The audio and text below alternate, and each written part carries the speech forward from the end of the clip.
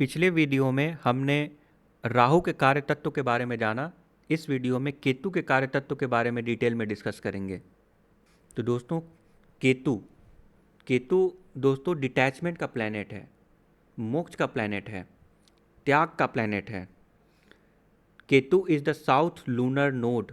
इसका रियल में तो एग्जिस्टेंस नहीं होता है, बट ये सब कॉन्शियस माइंड पे असर करता है।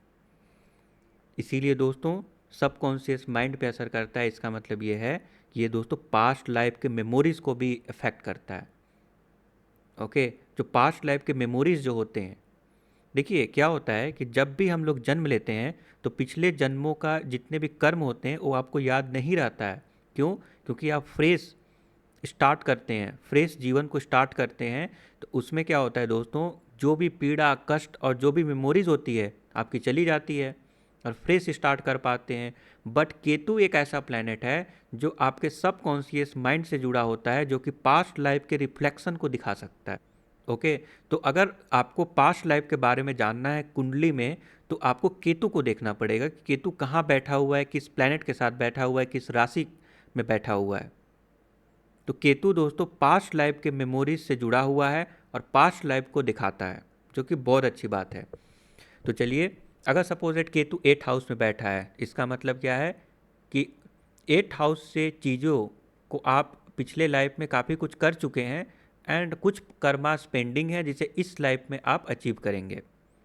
इसका मतलब है कि सपोज दैट आपने तंत्र मंत्र एस्ट्रोलॉजी ऑकल्ट साइंस रिसर्च खुफिया एजेंसीज इस टाइप से काम में आप महारत हासिल कर लिए थे, और इस जन्म में दोस्तों कुछ कर्मास जो पेंडिंग है उसे आपको पूरा करना है। और 8th हाउस का केतु तो अच्छा माना जाता है।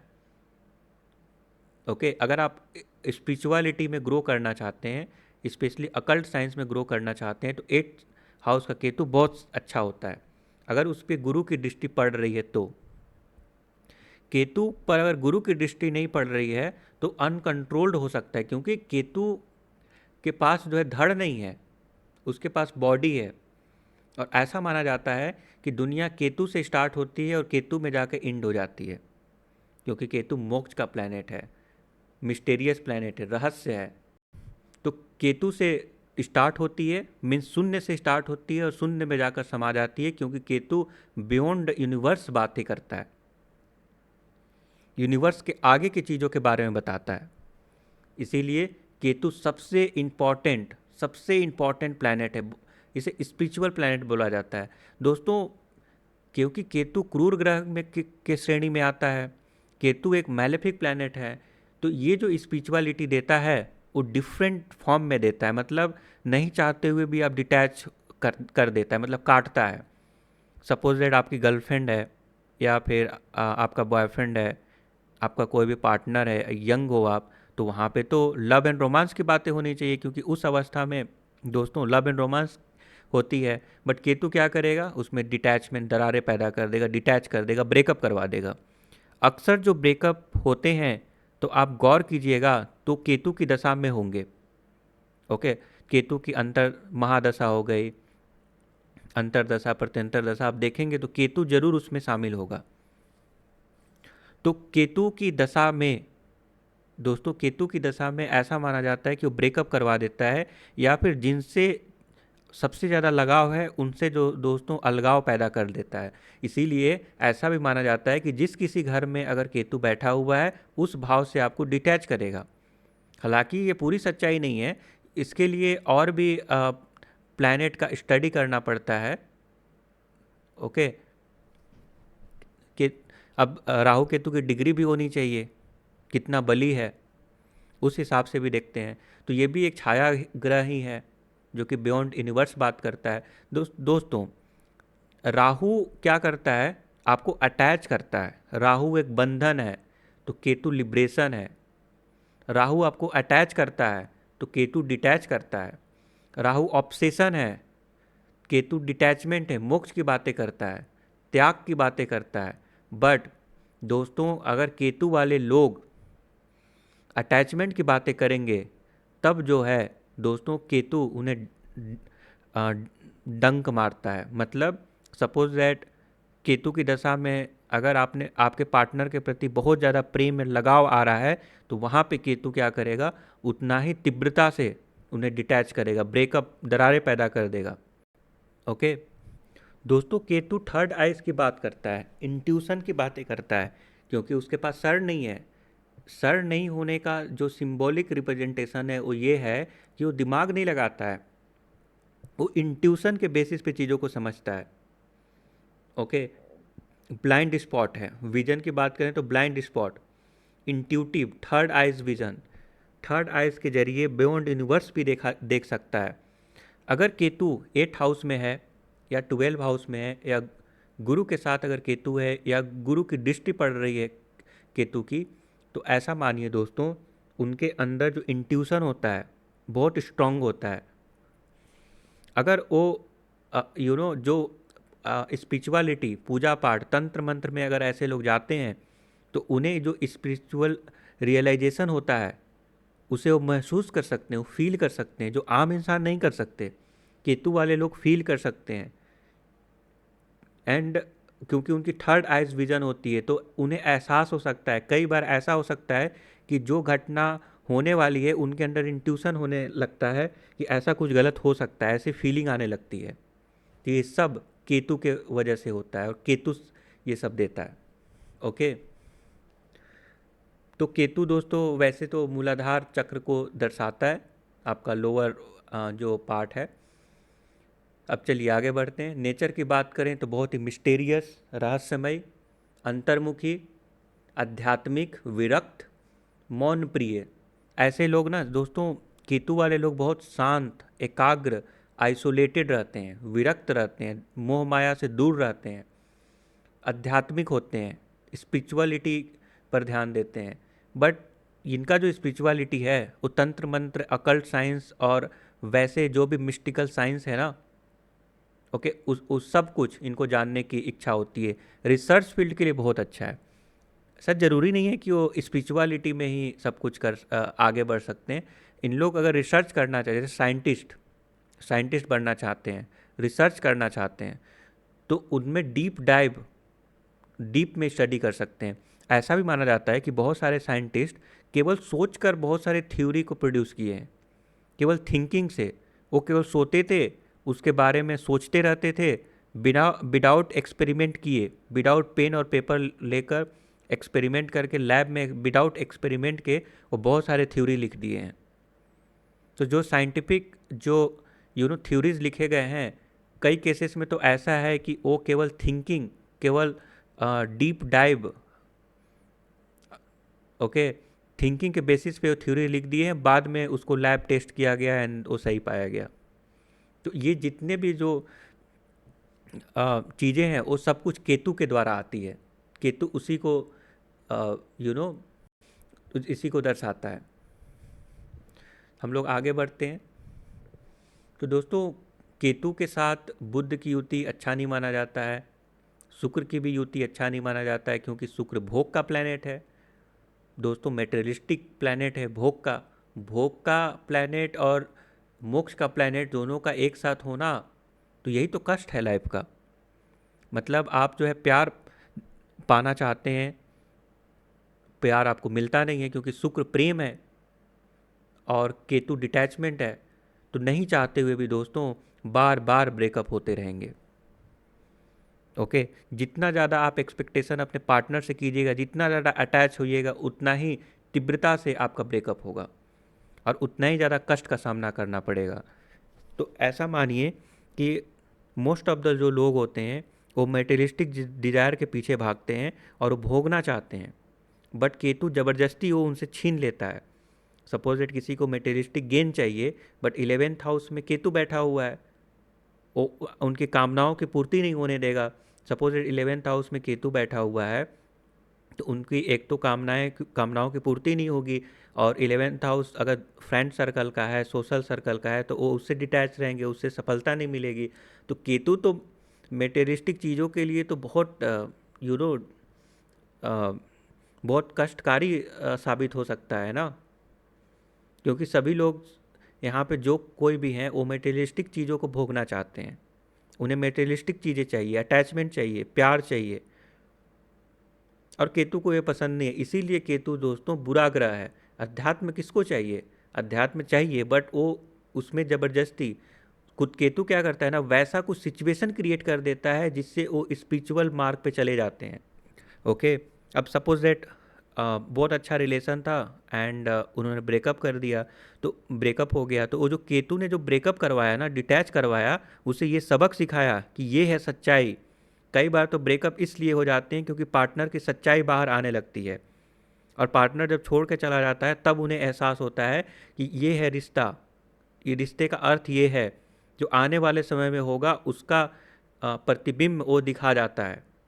और ऐसी घटनाएं जब होने लगती है बार बार, तो दोस्तों ऐसे लोग विरक्त होकर स्पिरिचुअल मोह माया से दूर होकर स्पिरिचुअलिटी की ओर आगे बढ़ जाते हैं। इसीलिए दोस्तों केतु सबसे इम्पॉर्टेंट प्लैनेट है स्पिरिचुअलिटी की ओर। वो ज़बरदस्ती ढकेल देता है स्पिरिचुअल मार्ग पे।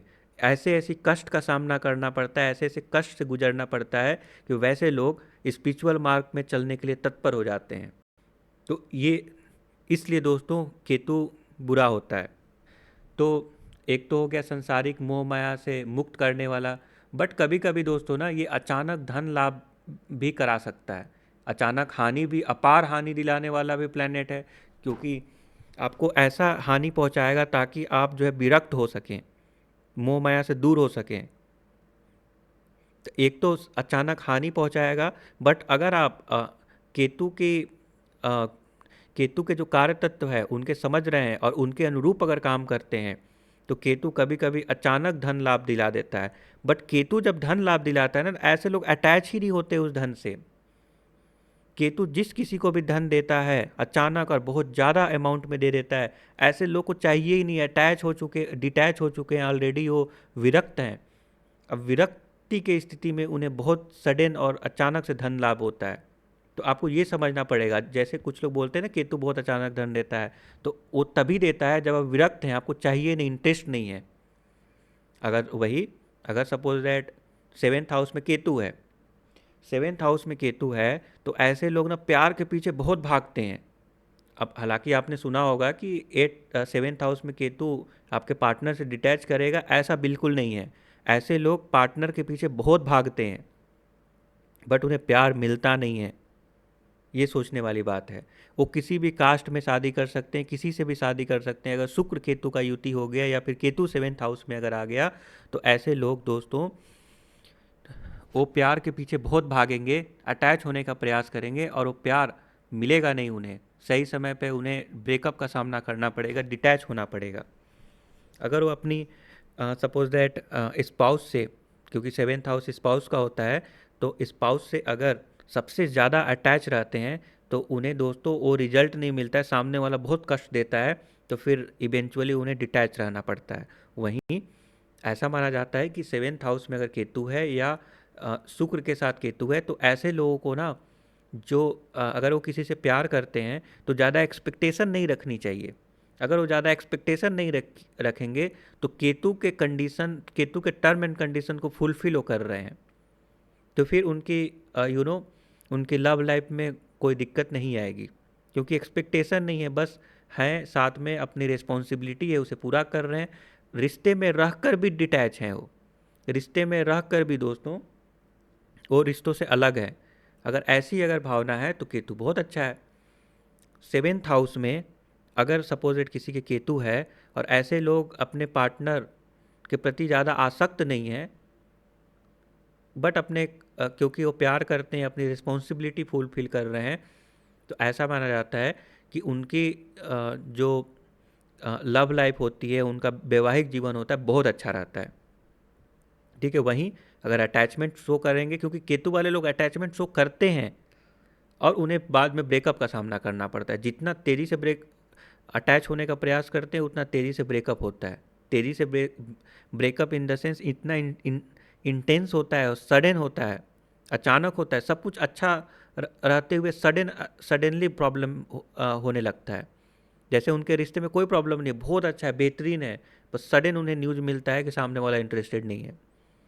तो ये जो क्रिया होती है वो इसीलिए होती है ताकि वो स्पिरिचुअल मार्ग से आ जाएं और वो डिटैच हो सके, क्योंकि केतु तो है तो मैलेफिक प्लैनेट, डिटैच करेगा और वो भी ज़बरदस्ती।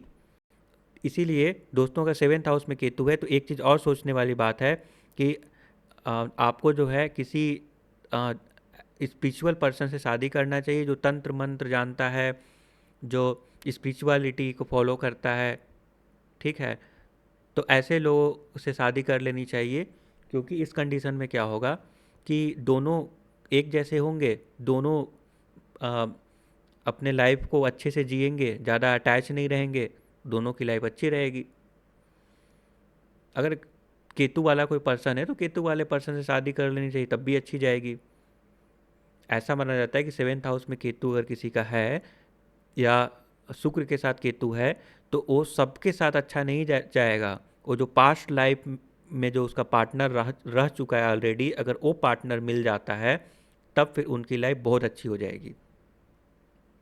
तो ऐसा मानना चाहिए कि जो शुक्र और केतु या फिर 7th हाउस में केतु, ऐसे जो लोग हैं उन्हें स्पेशली जब वो शादी करें, ठीक है, तो देखिए अब यहाँ पे अरेंज मैरिज भी कर सकते हैं, ऐसा कुछ नहीं है। लव मैरिज करेंगे तो बेटर होगा, बट उनका प्रॉब्लम यही है कि वो इंटर कास्ट में अनकन्वेंशनल जाकर किसी से भी प्यार कर सकते हैं, बिना कुछ सोचे समझे देखे प्यार करते हैं, जो कि अच्छी बात है वैसे तो केतु जो है दोस्तों ये सब कराता है। अब आगे बढ़ते हैं। तो डिजीज़ की बात करें तो बहुत ही ऐसा बीमारी हो जाता है जिसको ट्रीट करना मुश्किल है। देखिए राहु जो बीमारी देता है उसका रूट कॉज पता लगाना मुश्किल है, रूट कॉज नहीं पता चलता है कि हुआ कैसे, बहुत मिस्टीरियस ढंग से। बट केतु जब बीमारी देता है तो उसका ठीक करना मुश्किल है, वो जल्दी ठीक ही नहीं होती।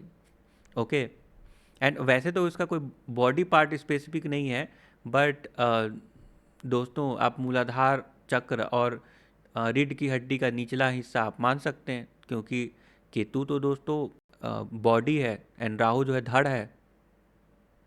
ओके, ये स्पिरिचुअलिटी का प्लैनेट है, मोक्ष का प्लैनेट है, वैराग्य, ध्यान, योग, आत्मज्ञान, तात्विक बोध का प्लैनेट है। ये आपको स्पिरिचुअल एहसास कराता है। मे भी वो नॉलेज ना दे, जैसे कुछ लोग होते हैं जो बहुत नॉलेजेबल होते हैं, जो ज्ञान भरा होता है और ज्ञान देने में भी माहिर होते हैं, बट केतु वो गुमनाम की ज़िंदगी जीना पसंद करते हैं, एकांत में रहना पसंद करते हैं।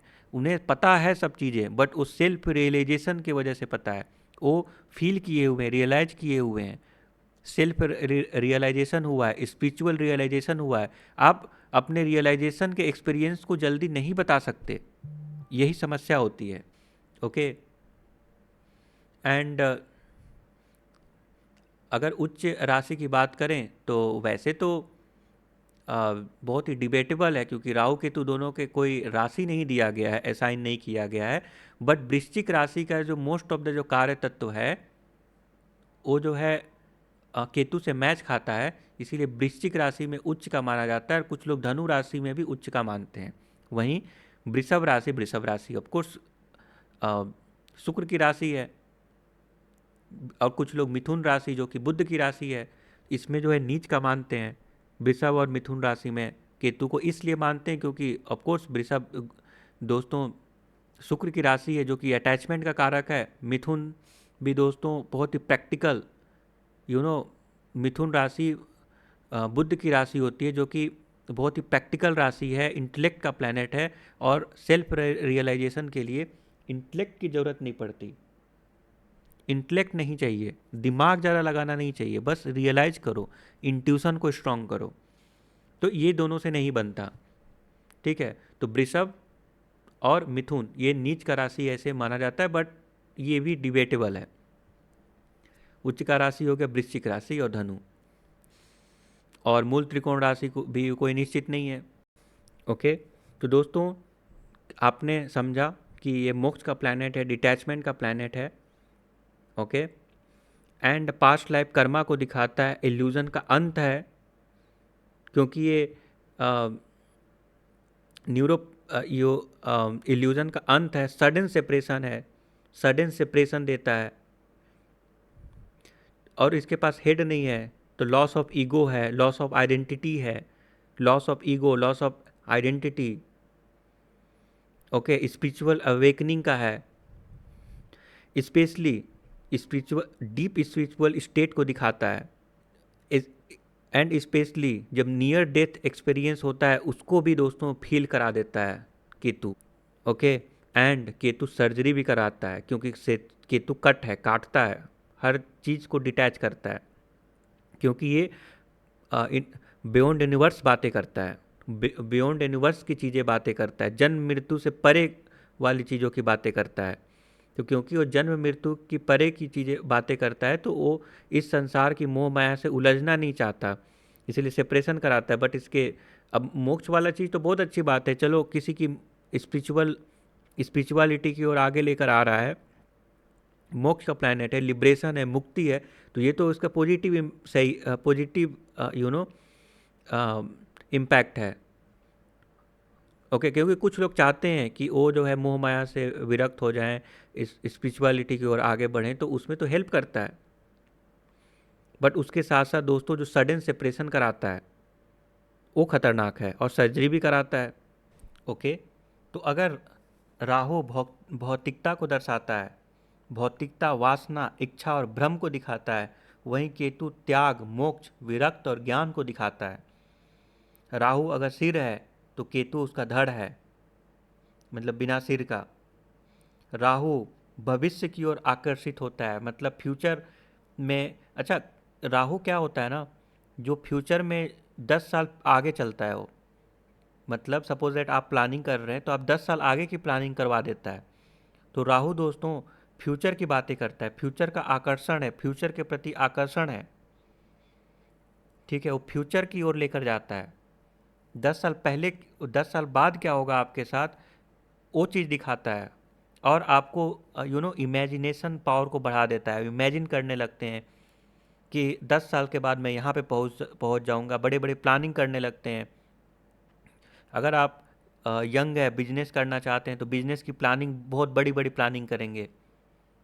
और अगर सपोज दैट अगर आप पढ़ाई लिखाई कर रहे हैं तो रूटीन बनाने लगेंगे, प्लानिंग करने लगेंगे। मे बी आप पूरा कर पाएँ नहीं कर पाएँ, बट फिर भी आप करने लगेंगे। ओके। क्योंकि दोस्तों ये भविष्य की बातें करता है, वहीं केतु पास्ट लाइफ की बातें करता है, अतीत का अनुभव, अतीत का ज्ञान, पिछले जन्मों का अनुभव, पास्ट लाइफ की बातें करने लगता है। तो राहु दोस्तों फ्यूचर की बातें करता है, तो केतु पास्ट लाइफ की बातें करता है।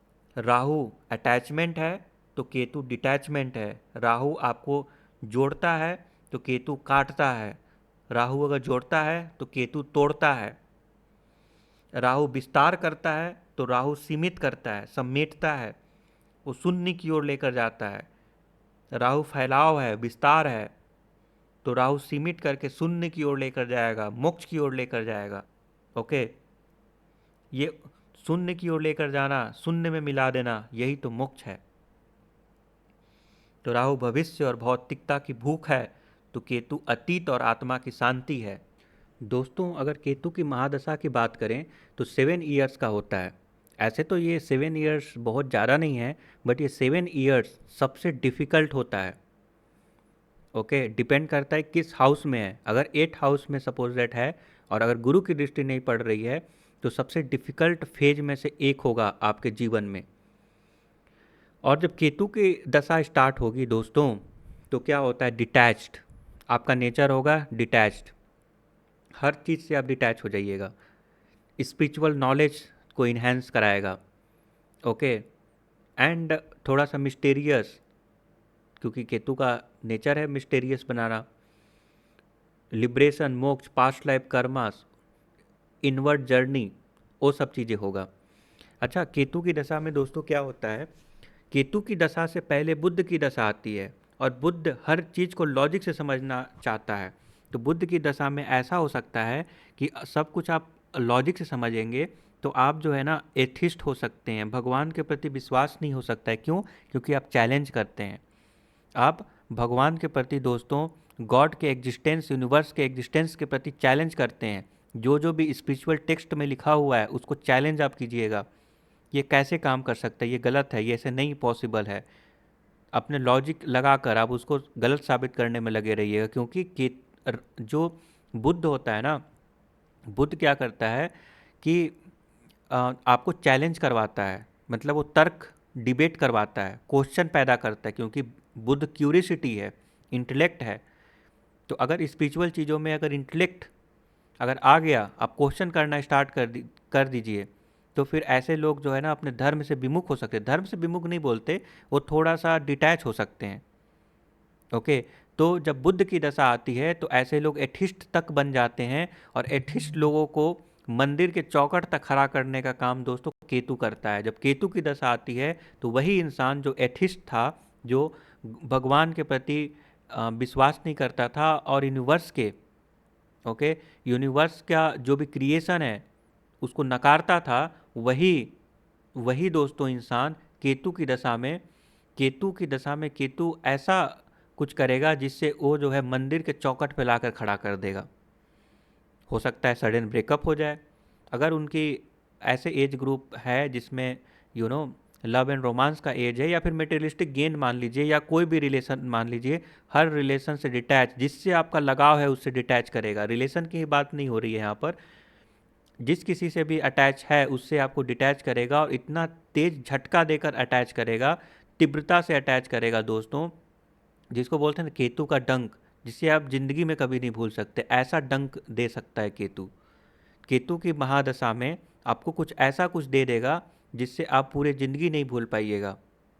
और केतु का काम ही है आपके मंदिर के चौखट पे खड़ा कर देना। बुद्ध की दशा में जितना आप एथिस्ट, जितना लॉजिक और लगाते होंगे, और एथिस्ट वाले बातें करते होंगे, क्वेश्चन करते होंगे, मे भी अंदर से आप फील कर रहे होंगे कि नहीं नहीं वैसा कुछ होता नहीं है, बट लोगों के सामने अगर होगा तो अपने आप को दिखाएंगे कि नहीं, ये जो भी स्पिरिचुअल चीज़ें हैं दोस्तों, वो वैसी नहीं है जिसे आप देख रहे हैं, ये सब गलत है। अ, कई बार ऐसा हो सकता है, क्योंकि धर्म के मामले में अगर बात करें, स्पिरिचुअलिटी की बात करें, तो हम लोग कई सारे ऐसे एक्टिविटीज़ करते हैं जिसके कोई लॉजिक ही नहीं दिखाई पड़ता है। ओके, तो ये सब चीज़ का क्वेश्चन करने के बाद ऐसे लोग, क्योंकि एथिस्ट बन जाते हैं, एथिस्ट बनने की संभावना होती है, क्वेश्चन करने लगते हैं, और केतु की दशा में फिर केतु उन्हें मंदिर के चौखट तक लाकर खड़ा करता है, अध्यात्म की ओर लेकर जाता है, स्पिरिचुअलिटी की ओर लेकर जाता है, उन्हें ऐसा डिटैच करेगा, ऐसा कुछ करेगा जिससे वो जो है स्पिरिचुअल मार्ग पर स्पिरिचुअल मार्ग पर चलना स्टार्ट कर देंगे। और क्योंकि स्पिरिचुअल रियलाइजेशन केतु की दशा में होती है, अगर आपकी केतु की दशा चल रही है तो यकीन मानिए स्पिरिचुअल रियलाइजेशन के लिए सबसे बेस्ट समय है। आपको मेडिटेशन करना चाहिए, अध्यात्म की ओर आगे बढ़ना चाहिए, पूजा पाठ करना चाहिए, मंदिर जाइए, पिलग्रिमेज जाइए, यात्राएं कीजिए। और वो जो सुखद अनुभव जो देगा कोई केतु, जब केतु के बाद जब शुक्र की महादशा आएगी, जब ये सब कष्ट झेल लीजिएगा, उसके बाद, क्योंकि बहुत फिर भी कष्ट होगा, ऐसा नहीं है कष्ट नहीं होगा, स्पिरिचुअलिटी एंड स्पिरिचुअल रियलाइजेशन सब कुछ करने के बाद, सब कुछ ज्ञान अर्जित कर लेने के बाद आपको कई सारे ठोकरें लगेंगी, जैसे जिस जिस किसी से अटैच है उसे डिटैच, वैराग्य की प्राप्ति होने लगेगी। बट जैसे ही दोस्तों केतु के बाद शुक्र की दशा आएगी, तो again Ketu is a attachment, Ketu फिर से अटैच करेगा। केतु दोस्त प्रेम संबंध को बेहतर कर देगा, लव एंड रोमांस पैदा करेगा, आपके दिल और दिमाग में फूल की कलियां खिलने लग जाएंगी, म्यूजिक बजने लग जाएंगे, एंड आप ब्रांडेड चीज़ों का शौक पैदा हो जाएगा, लग्जरी का, भोग का, विलास का कामनाएं करने लगेंगे। तो जितना केतु की दशा में, अगर केतु की दशा समाप्त होने वाली है, अगर आप ये वीडियो देख रहे हैं तो यकीन मानिए राहु की दशा सबसे बेहतरीन दशा होती है, सॉरी शुक्र की दशा सबसे बेहतरीन दशा होती है। ओके, क्यों बेहतरीन होती है? क्योंकि भोग विलास का कारक है। अब ये भी डिपेंड करता है कि शुक्र किस अवस्था में है, कौन से प्लैनेट के साथ है। ओके, अब क्योंकि शुक्र अगर सपोज दैट केतु के साथ ही हुआ तो फिर तो वही बात आ जाती है। हालांकि शुक्र बुरा भी करेगा तो क्योंकि सौम्य प्लैनेट है उतना बुरा नहीं करेगा, बट केतु के साथ है तो केतु के प्रभाव को भी दिखाएगा। क्योंकि देखिए क्या होता है ना, जब कोई भी प्लैनेट किसी दूसरे प्लैनेट के युति में हो और क्लोजली कंजंक्ट हो, तो ऐसा माना जाता है, स्पेशली अगर 5 डिग्री के अंदर में अगर कंजंक्ट हो, तो उसकी दशा चल रही है किसी एक पार्टिकुलर, सपोज शुक्र की दशा चल रही है और शुक्र के 5 डिग्री के अंदर युति बनाए हुए कोई भी प्लैनेट है तो वो भी एक्टिवेट हो जाता है, क्योंकि वो युति में है, उस वो भी असर देने लग जाता है।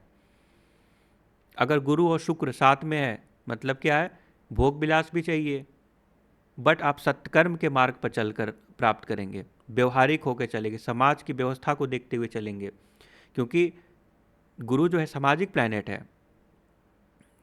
और अगर सपोज एट अगेन अगर सपोज शुक्र के साथ केतु अगेन बैठ गया तो अगेन केतु का भी रिजल्ट आपको देखने को मिलेगा।